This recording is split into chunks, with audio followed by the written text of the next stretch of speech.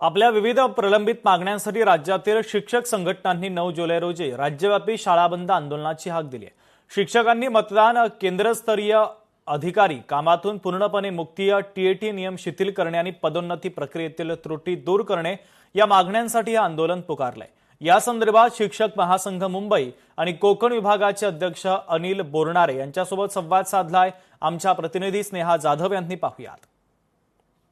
राज्यातील शिक्षकांकडून 9 जुलैला शाळा बंदची हाक देण्यात आलेली आहे, परंतु हे आंदोलन कशासाठी आणि त्या संदर्भातल्या मागण्या काय आहेत याचाच आज आपण आढावा घेणार आहोत। या संदर्भात आपण बोलतोय अनिल बोरनारे सर यांच्याशी, त्यांच्याशी बातचीत करणार आहोत आणि प्रमुख त्यांच्या मागण्या काय आहेत हे जाणून घेणार आहोत।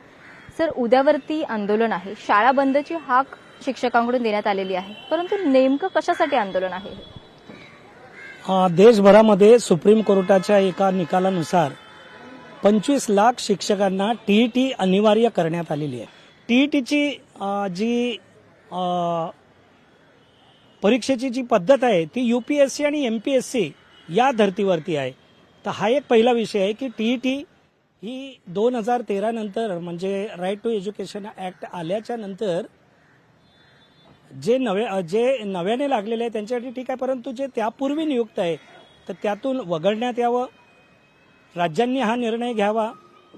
जी दुसरी मागणी आहे ती म्हणजे बीएलओ आणि एसआयआरच्या नावाखाली आज संपूर्ण राज्यामध्ये शिक्षकांचा छळ चालू आहे।